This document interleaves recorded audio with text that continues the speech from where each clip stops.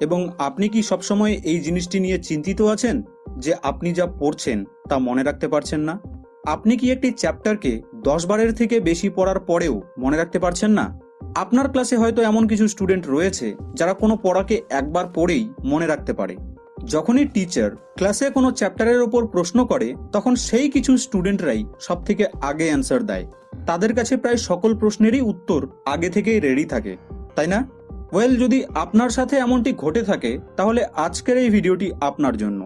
আজ এই ভিডিওটি আপনার পড়াশোনাকে এতটা ইমপ্রুভ করবে যে আপনি নিজেই অবাক হয়ে যাবেন। তাই আজকের এই ভিডিওটি শেষ অবধি অবশ্যই দেখবেন। তো প্রশ্ন হলো এই যে এমন কি ব্যাপার রয়েছে যার দ্বারা কোনো স্টুডেন্ট কোনো পড়াকে 10 বার পড়েও মনে রাখতে পারছে না, এবং অপরদিকে একই পড়াকে কোনো স্টুডেন্ট একবার পড়েই কিভাবে মনে রাখতে পারছে? আপনার মনে কি এই ধরনের প্রশ্ন এসেছে? তো চলুন আজ আমরা জেনে নিই কিছু স্পেশাল টিপসকে যার দ্বারা আপনিও কোনো পড়াকে বা কোনো চ্যাপ্টারকে ইজিলি মনে রাখতে পারবেন। এই টিপগুলির দ্বারা আপনি আপনার পড়াশোনা করার ধরনকে আরও ইমপ্রুভ করতে পারবেন এবং আপনিও আপনার ক্লাসের একজন টপার হতে পারবেন। আজ আমরা জেনে নিই how to memorize what we study. So let's begin. যে টিপসগুলির ব্যাপারে আমি আপনাকে বলতে চলেছি সেই টিপসগুলিকে খুব ভালোভাবে আপনি বোঝার চেষ্টা করবেন, কারণ এই টিপসগুলি আপনার জীবনকে পরিবর্তন করে দিতে পারবে। Tip number 1, make a movie. হ্যাঁ, make a movie in your mind about your concept. আপনি যে পড়াটিকে পড়ছেন সেটির কনসেপ্টটিকে নিয়ে নিজের মাইন্ডে একটি মুভি তৈরি করুন। এই কথাটি হয়তো আপনি জানেন যে যখন আমরা কোনো মুভিকে দেখি তখন সেই মুভির স্টোরি এবং প্লটকে আমরা শুরু থেকে শেষ অবধি বহুদিন পর্যন্ত মনে রাখতে পারি, তাই না? মুভিটিকে কেবলমাত্র একবার দেখেই তার স্টোরিকে আমরা বহুদিন পর্যন্ত মনে রাখতে পারি।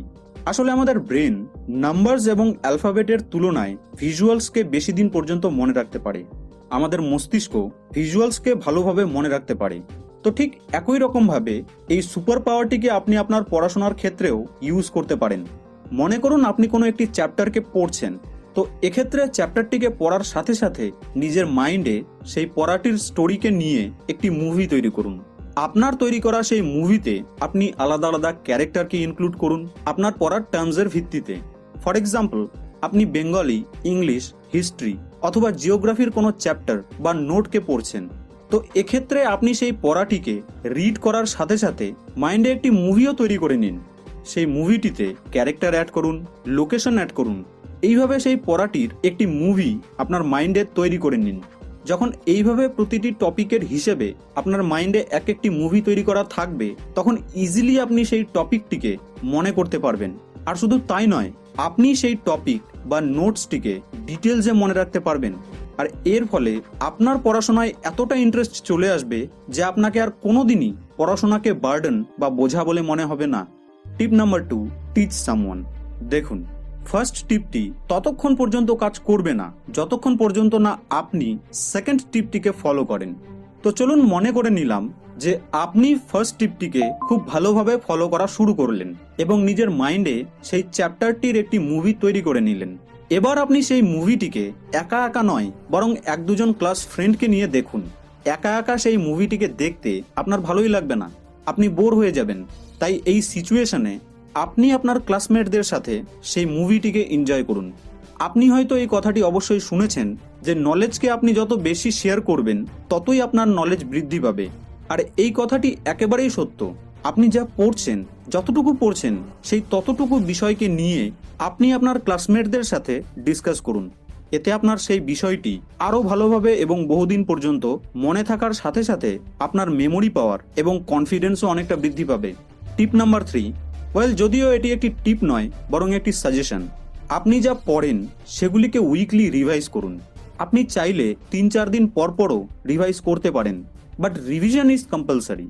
এটিও অর্থাৎ এই রিভিশনও পড়াশোনা করার একটি নিয়ম। আপনি কোনো চ্যাপ্টারকে যতই মুখস্থ করুন না কেন, কিন্তু রিভিশন না করলে সেটি কোনোদিনই আপনার লং টার্মে মনে থাকবে না। এই কারণের জন্য রিভিশন করাটা খুবই জরুরি।